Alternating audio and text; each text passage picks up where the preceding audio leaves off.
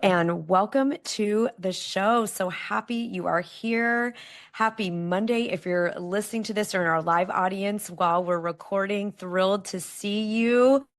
Who's ready to rise today? Are we ready to rise? Yes, let's do it. Well, I'm so thrilled you're here for this wonderful episode of The Rise today. And we're going to have an amazing guest, the author of a brand new best-selling book that I will introduce to you in just a few minutes. Those of you joining us on YouTube and Spotify and Apple and Instagram and Facebook and all the places. Hello, hello.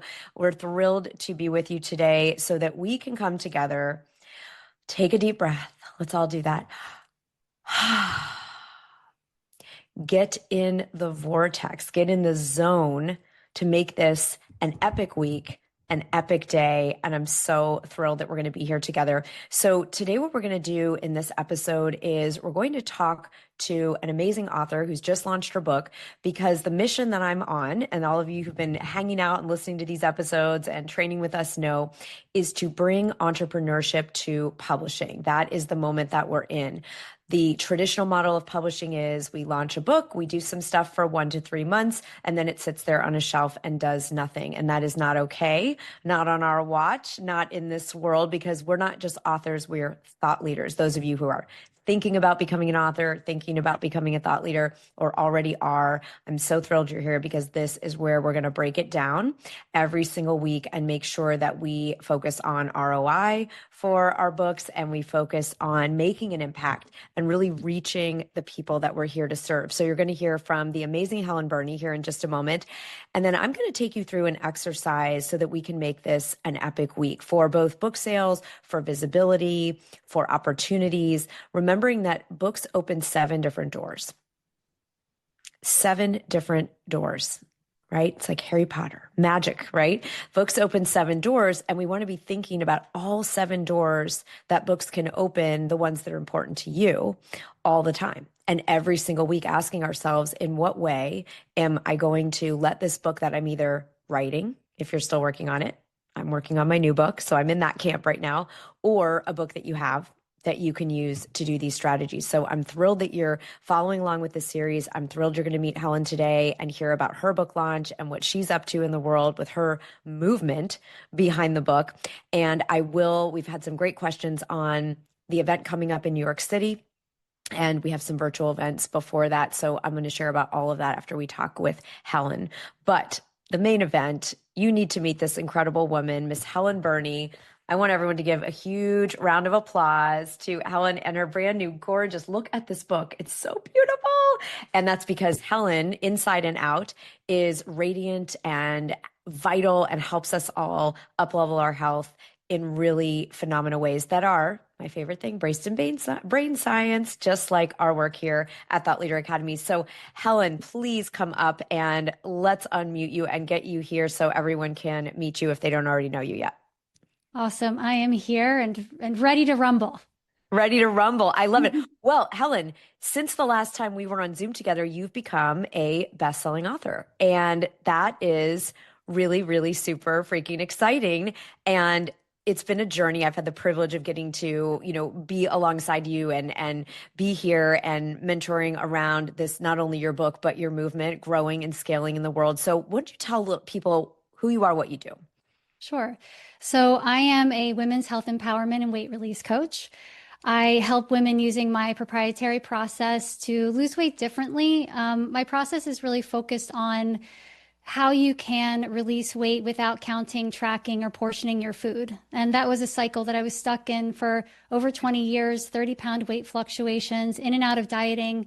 And I realized that the real struggle for me, yes, was releasing the weight that was holding me back from feeling good, feeling a lot of confidence, and also some, physical pains that I was experiencing, but really was this struggle of being on and off that roller coaster. And my mission is to help every woman get off that roller coaster.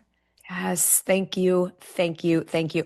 It was one of the best days of my life. I've had a different journey. I didn't know you when I was going through the beginning of my health transformation, but was in disordered eating for many, many, many years. And the day that I found a system that let me never read another diet book, never read another diet article again. And it's been 25 years almost.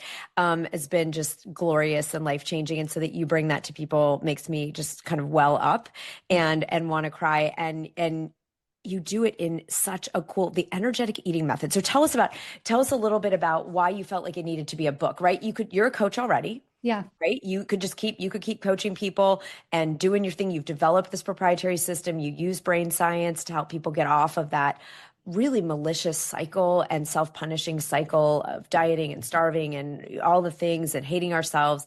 Thank God. Again, thank you. Let's talk a little bit about why you wanted to have a book behind this mission. And then let's talk about energetic eating. Sure. Oh gosh, why did I want a book? I always felt like there was a way to be in the world with more impact, more light, being able to share my message with more people. And I felt like it was really hard for me to do that when I was only sharing my message with, my community, with people who were local to me. And one of the reasons I wanted to write the book was so that I could have a larger impact and could really outline my process in addition to telling my story. So rather than telling my story and inviting people to my program and doing the same thing over and over again, I really wanted people to have quick, easy, available access to what I was saying and what I was trying to help them with so that they wouldn't have to hop on a call with me or they wouldn't have to meet me in person or even join my program because my desire to help women goes so far beyond business. It Yeah. really goes from my heart. And so I just poured my heart into this book with the hope that other women would be able to have that. Now, this is something that only people that have done a book know, but cover design, Helen, Mhm. can be a journey. Naming our books can be a journey. Like this is where we're talking on the rise about the real deal. Remember, not just the summit. Yay, I'm a best-selling author, but like the journey and the rise to here. So what was the most fun part about writing it? What was the hardest part about writing it or publishing it? The hardest part about publishing it was choosing the cover. And I think you and other people really know this. I was going back and forth with whether it was appropriate to have my face, my likeness on the cover of a book. Like, who am I? Why do I deserve to be on the front of a book? Why does anybody care about me? I'm not some huge social media influencer. And I realized, well, there were two things. One was I really loved the cover with the text. I thought it was really Mm-hmm. like clean lines and beautiful. And so I taped it to a book behind me when I was Zooming. And then I taped a picture of myself on the book behind me when I was Zooming. And there was something that resonated so much with me. And I couldn't figure out what it was until my book launch. And I was able to articulate that for any woman who's ever hidden pictures or ever doubted herself image or worried about the way she was going to look presenting herself in the world, this is for them Yeah. because I can see myself. I want to be seen. I want to be heard. And I want anybody who sees this to think, wow, she was able to rise above it and do this without shame or guilt or worrying about it. Helen, you're living the work. We talk about that so much, right? In Thought Leader Academy and Oracle and everything. You're living the work. That the temptation would be, oh, let me, just put the text on the cover, which it was gorgeous. If you all had seen the other cover, it's stunning. And of course, everyone that, knows you and we were all voting wanted this one because it's your magnetism of the care. You care, you want to make a connection, you're connecting. So I did just want to have a little, for those of you that are thinking about what's going to be my cover, do I use a photo? Do I not use a photo? There's not a rule. There's not a right way, but I'm so thrilled. Do you feel happy now as you've gotten to live with it for a month or so? I'm so happy and I'm so proud. And that was the hardest decision I had to make, not the hardest part of writing. Obviously, getting up at 4 o'clock in the morning every day for a year to like put my heart and soul in this and choose what to include in the book and whatnot. That was hard. But when it came to the end, like this was the only thing that didn't pour out of me and felt like the stakes were so high being seen. And it scared me. This was the scariest out of anything that I Ah, did. right. Yeah. Right. What's been the most fun now that you are an author? You have a book. There's people I got the privilege of being at your book launch, your online event, just so fun and joyful and powerful and inspiring. What's been the most fun for you? The most fun for me would be when I'm talking about my business now and somebody asks me about what I do. I tell them what I do, and then I can say something like, they'll tell me a little bit about themselves and where they're struggling. I say, you know what? I actually talk about that in chapter 7, and I would love to get you a copy of my book so that you can know exactly how to do this. This is where you can get a copy, or hey, I have one, at home. Can I send you a copy? Because the most fun for me is being able to see someone light up when they know there's a solution for them and to be able to provide that to them. And having read the book, I don't know, 100 times before publishing it, I could probably tell you the page number where I could help you in this book. And that to me is really fun. I'm so grateful to have the real talk, and any of you who are currently writing or you've written a book. It's like, just because I'm in now a new one, Helen, right? I'm on books, and I wrote 4,500 words over the last 3 days. Like, it has been an immersion to get this book done. And it is about 100 times that you end up over and over. By the time you read it, proofread it, work with your editor, think about an audiobook, whatever. So I love you've got it essentially memorized, and you're able to deliver a real solution to people right away by saying, turn to this chapter. It's your mastery, Yeah. in your legacy, right? That's what's so powerful, and why people keep writing books and why people keep reading them. So, Helen, anything you want to share about how you're using the book, right? We're in our series on bringing entrepreneurship to publishing, meaning that the traditional publishing model is, and I don't mean as in traditional publishers, I mean, in general, when people launch books, the way that people tend to do it is we do something for 1 to 3 months, and then we just sit it on a shelf and it's just sitting there doing nothing. And we're, of course, in this community on a mission to change that and have the book continue opening doors for opportunities, for speaking engagements, for attracting ideal dream clients, for serving more people, for all the things, right, that we want to do with our books. So what are the most important doors that you want to have opened with this book? Yeah, well, one already opened 2 weekends ago. I did what's called a VIP day, Yeah, and my intention was to have, I only had space for 8 women, like truly yeah, only had space. yeah. Every single one of those spaces was filled, and I got to take them through basically like a crash course of energetic eating. And so being able to refer to the book and take people through it and let them know how I can support them in a period of 6 hours, Mm, along with a really lovely poolside experience and a catered lunch with the book. I had no idea how it was going to go, but it was incredible. And I want to do that over and over again because it felt yes. very aligned with me and what I want to do and the power that I can have with a small group of people in such a tiny amount of time. And without having written the book, I don't think I would have felt as clear as I do about offering something like that. And what do I want? More speaking engagements. I'd love to do a TEDx talk. Yeah. My plan is in the next year to reach out to women's groups Mhm. specifically, and to, let them know, excuse me, let them know that I wrote this book and that Yeah. I'd love to empower them to think about their health differently. I love this because one of those things was filling live events, right? And you got to have, and you realized how transformational it was for the participants, and that you felt in your mastery. And I know that's happened for me, even though, when I wrote a book about Thought Leader Academy, I mean, I've been coaching this and teaching this for many years, and I felt differently after writing the book about it, Yeah. because there's a level of ownership, integration, embodiment, articulation of all the pieces of what we do that is different when we're putting it in this than when we're coaching it, right? So I'm so excited for you, and know that yes, you get to do TEDx and Mhm. more speaking and more of those poolside. I'm imagining now some in like the ski, kind of an après ski, instead of going and like, drinking all day or Yeah. something, that, you're with people, like being healthy in that environment. And then it can be by the pool in the summer. And I started getting those visions when you were Yeah. talking. So exciting, Helen. And we're overjoyed for you. Tell us about energetic eating a little bit, because so many people are still struggling, like in the same way that we're taught a publishing model that's really not Mhm. has no longevity.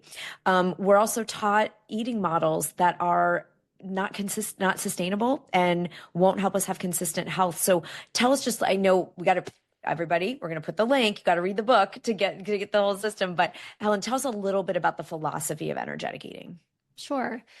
The philosophy is that number one, diets don't work. Diets teach us to follow a system that completely detaches us from the way that foods make us feel. It Mm. detaches us from the thoughts that we could have about our bodies that fill us up and nourish us. And that detachment causes us to go into that yo-yo dieting cycle where we see ourselves as unworthy of love or of putting on the clothes or of taking a picture. And as a result of that, we start digging for a diet to make us feel better. We do the diet. It ultimately sort of expires or you get tired of it and then you come off of it and then you put the weight back on or you start feeling badly about yourself and going into that guilt shame spiral. And so then you get caught up in it again and then you may put weight on again and then you're like looking for the next diet. So energetic eating breaks that cycle by dealing with the thoughts first that you have about yourself, that you can take inspired and empowered action when you don't feel terrible about yourself. So how do we rewrite and reframe the thoughts that we've had about ourselves that we've been taught by diet culture over these years so that I can make that decision whether or not I step on the scale that day? Yes. I get to do what's good for me, whether or not I need to lose a certain amount of weight and whether or not I even know what that weight is. And that in itself helps you reduce the stress, reduce the pain, reduce the resistance against yourself. Yeah. And then you guys have to read the book, but then I take people through the next 5 pillars of my program, which teach you how to listen to what's best for you instead of looking for that number, but paying attention to the signals that your body is sending you where you really could use some help that support not just weight release, but also the life that you want to live. Yes, yes, because your work goes so much beyond. Of course, you can help people release the weight, and if that's part of your health, then you do that, of course, as part of the plan. But you've cured, back pain and being able to play with your children and I mean, you have such an inspiring story of using your own methodology to create really, I mean, some of the things that you've shared with us are like miraculous, like really miraculous. That's where I'm in right now in the download and the science of miracles than what I'm writing about now. And you've created miracles with this system. That's not just about the releasing and keeping off the weight, but also about vitality and energy and well-being and quality of life. And so everybody, we've got the link in the chat to Helen's book. So absolutely get this for yourself. If there's health tweaking you're feeling called to, this is such a powerful brain science based and really spiritual system, Helen, that you've created. And also, where else can people find you? What's the best place? Do you like to be contacted on social, or where do you want, in addition to getting the book, where else should we go? Oh my gosh, we show up in so many places, right? But I would say probably the most direct place for anybody who's on Facebook, find me on Facebook and message me. I Great. love to do that. So that's probably the most direct. But of course, I am on Instagram. I am on LinkedIn. If you're not on Facebook, I know that's, hit or miss there. And of course, if you visit my website, cultivatehealthcoaching.com, I'd love for anybody to book a call with me and we can just chat and I can guide you to your chapter in the book. Yeah, and Helen, you're so generous and so the real deal. So we're ecstatic for you. So excited for this next year to be filled with those really high impact, getting to work with people at these events, TEDx, more speaking, more incredible transformation that you get to do, getting us all out of that really unhelpful, unsustainable cycle and giving us a way to have vibrant health for the rest of our lives. So thank you for being a thought leader in this. Thank you so much. So excited, everyone. Isn't that awesome? Let's give Helen some love. Oh my gosh, amazing. And just imagine, for those of you watching and listening right now, think about how you will feel. Let's do a little brain science, since Helen and I both specialize in that. Think about how it will feel when you have your first or next book come out and you fill an event within the month that it comes out. Like you have your live event with people, if that's on your vision, to do real in-person events with people, that you've filled that group within a month of your book coming out. Like, so great, Helen. Thank you so much. Yes, so good. Awesome. Awesome. So we're so thrilled to be continuing this series on entrepreneurial publishing. And I want everyone listening to just take a minute and reflect. What did you hear in Helen's path that you want to put on your book vision for your first or next book? Meaning, is it about doing an online launch event where you get to have that moment of mastery and feeling like, wow, I knew my stuff, but now I know it at a whole nother level and feel confident. Maybe it's hosting a poolside event. Maybe it's about having that book ready for the rest of your career when someone reaches out and saying, hey, turn to page 45, because this is exactly what's going to help you take your next step. And having a resource that you can give someone so immediately and so directly, even in a quick DM message, or heck, at this point, Helen, you could automate that, right? Also, and have like, are you this, and just get them to a piece of the book. It's absolutely phenomenal. So in continuing to empower ourselves around the doors that books open. Remember, there's 7 key doors that at least I've discovered and coaching people in the last 20 years in thought leadership.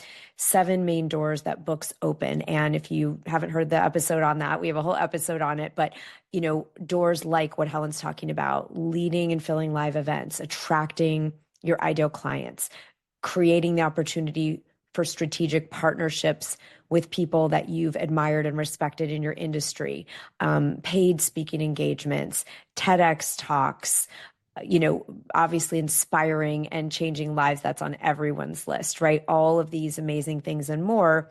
That writing, being a topic expert in the media. So I want everybody to keep thinking top of mind, what are the doors that are most exciting to you right now, inspiring to you right now? And then make sure that you are, if you're not already in the Monetize Your Book Club, that you get in there, because then every single month you'll have a strategy to help you open those doors. And so just put club in the comments or the chat if you need the link to that, and to come join us in the club.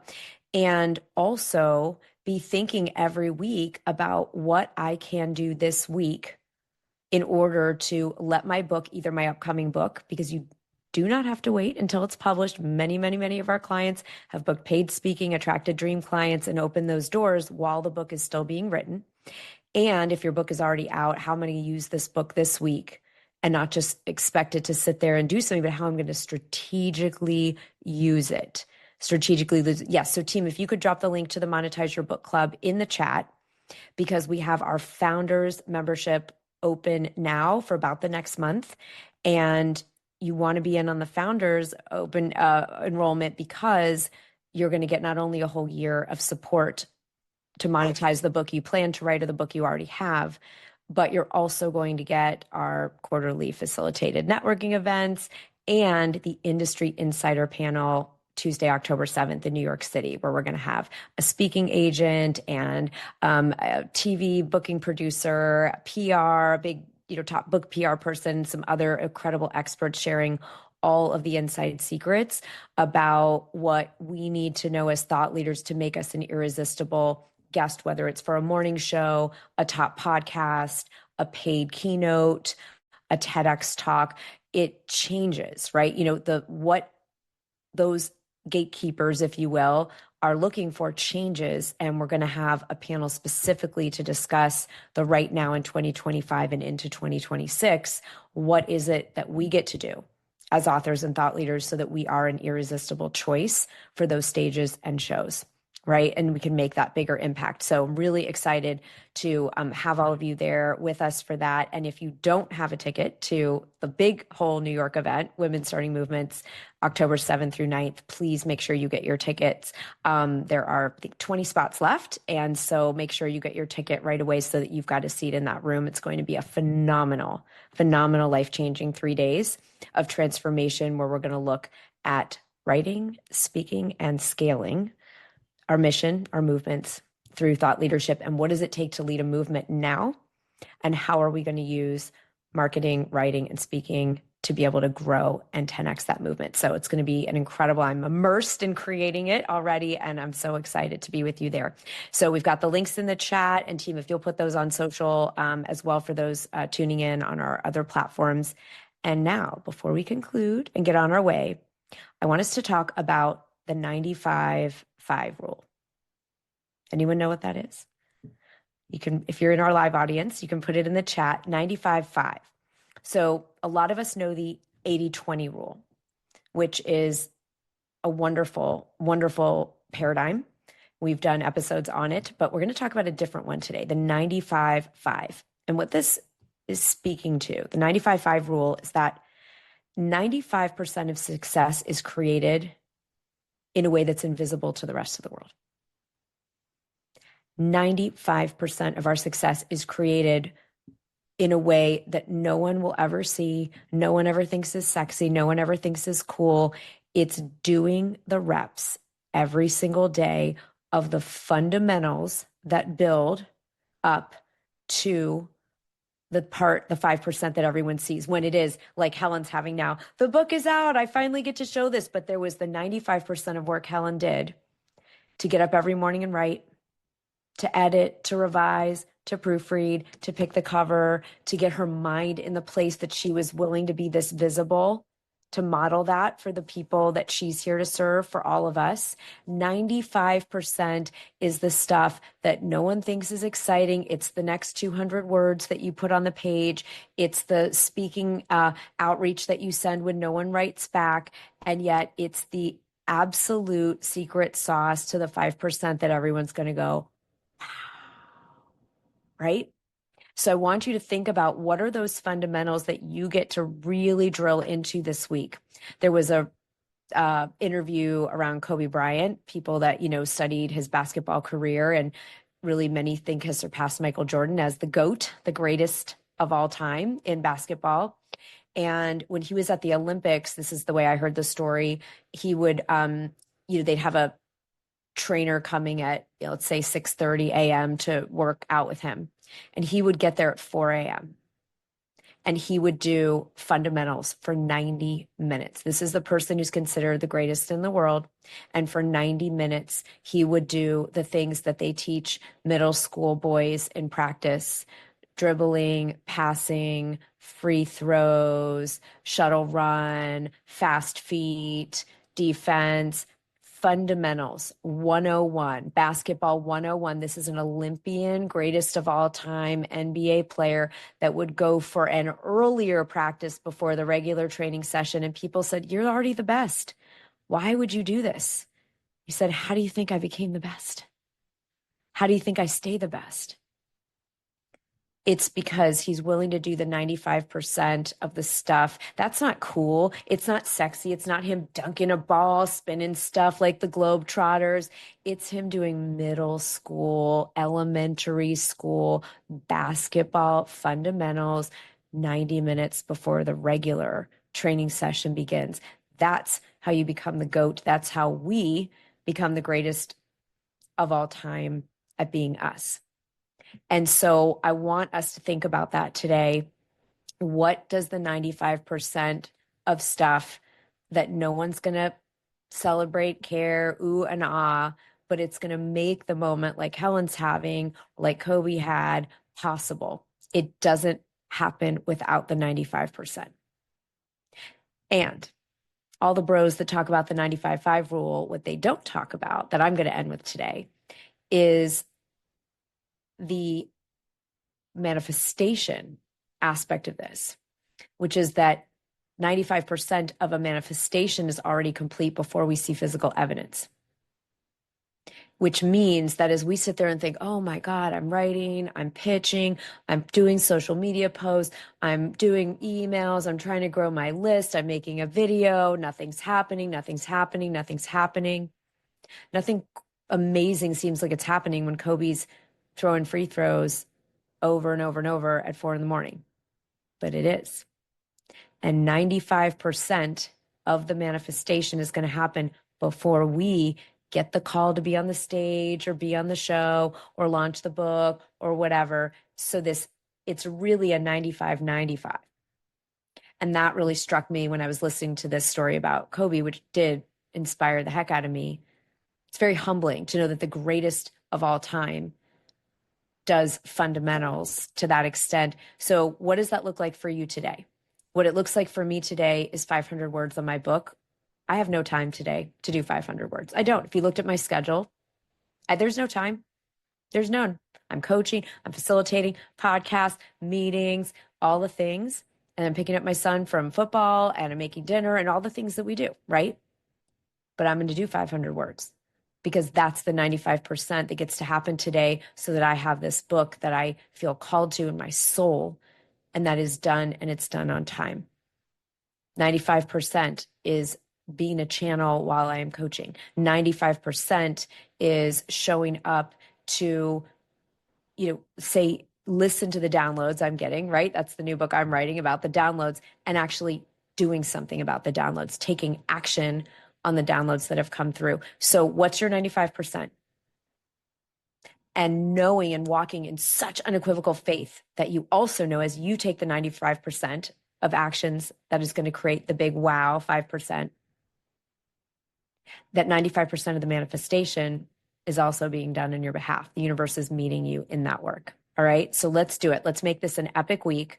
I'm so excited that we're all here together. And we will not be on live for next week's episode because there's a group of us that are going to be writing and manifesting and downloading in Sedona on our Thought Leader Adventures. So we'll be back in the live studio audience shortly, and enjoy this next week and make sure to do that 95%. You do that day in, day out, you'll be the GOAT. See you next time. Bye, everybody.